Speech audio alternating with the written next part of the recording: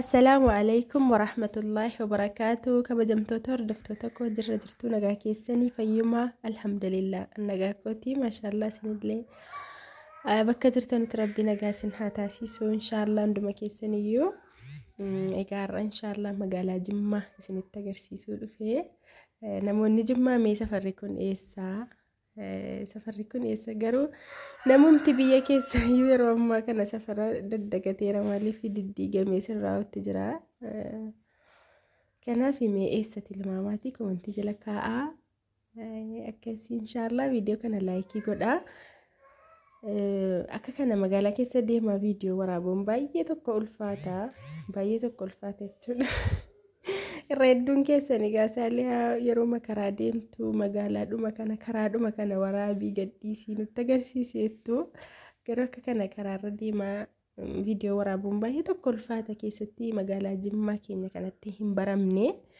badaan baramne jechuudha namni yuutuubii hojjetu reef-reefiyyuu tiiktookiin akka tokko jedhaara malee sayyuu namoonni tiiktookii hojjetan karaarratti maal akka bakka biraa karaarratti waan akkasii hojjechuun hin jiru.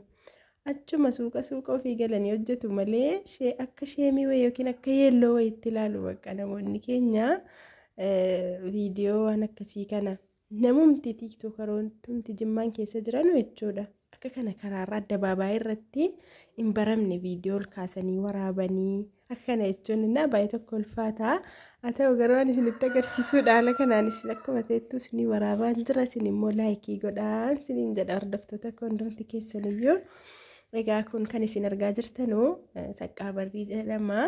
Saqqaabarriin beektu miti. Dhimma wayitiif deemaatan bajaajii dhiisee lafuma deema. Haala kanaan isinii waraabaa jira. Bareedee miti kun kan isinii waraabaa jiru garuu bareeduutti jira. Akka kanaan manni karaa irratti sissiqee ijaaramee ture. Kun asfaaltiidhuma laal amma karri biyyoon kun isa diigamee manni ol siksamedha. Akkasitti diddiigamee ijaaramutti jira.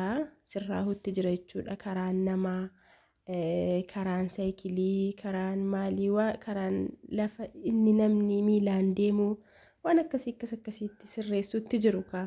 Silumaa ijaarsi pilaaniin magaalaa Jimmaa keessaa hin tollee pilaanii isa duriitti deeffamaara jechuudha. Namni kamiyyuu namni suuqii karaa irratti ijaaree mana karaa irratti ijaaree booda akka ka'u hinuma beeka qalbiinsaa. Pilaanii malee ijaarame gatii ta'e jennaan garuu hammuma sanatti jedhee itti hojjetataa keessa jiraataa ture. Kanaaf amma namoonni yeroo waa diigamu argamu yaa rabbi mootummaa kanaa maalii diigaa qofa ta'e manni bakka jiraannu dhabne bakka waatti nagadannu dhabne jedhama jechuudha.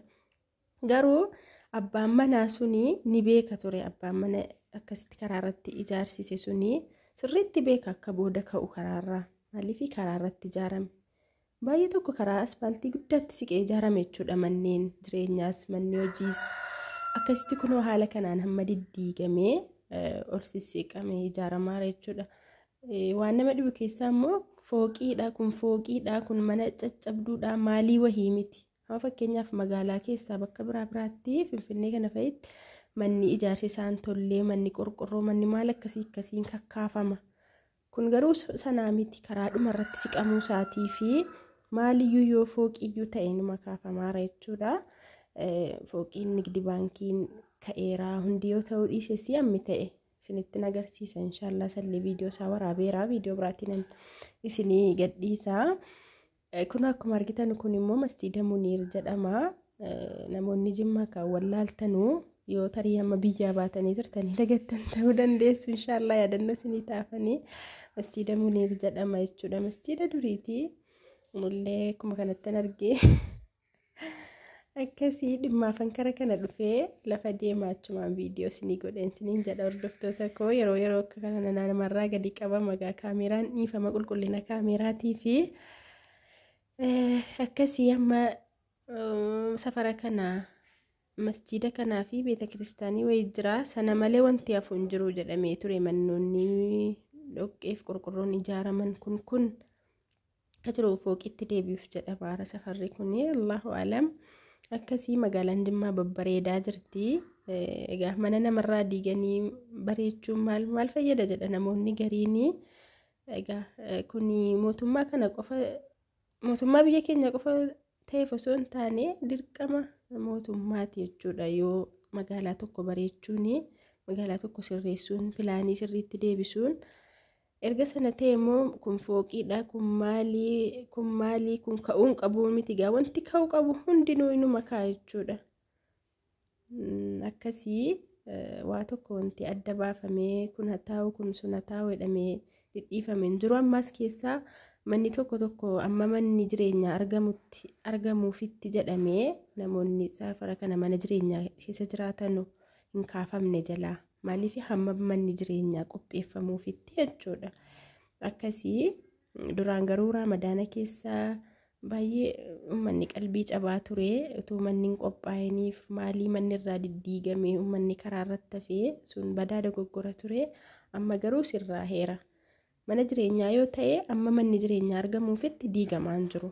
Amma masmararra galameera. Inni duraa garuu badaa qalbii nama cabsa. Diigamuun utuma jiru utuu manni hin qophaa'iniifitti diigamaa ture. Amma bakka hin deemaa qaqqabeen jira. Nagaatti naa tura. Assalaamu alaikum.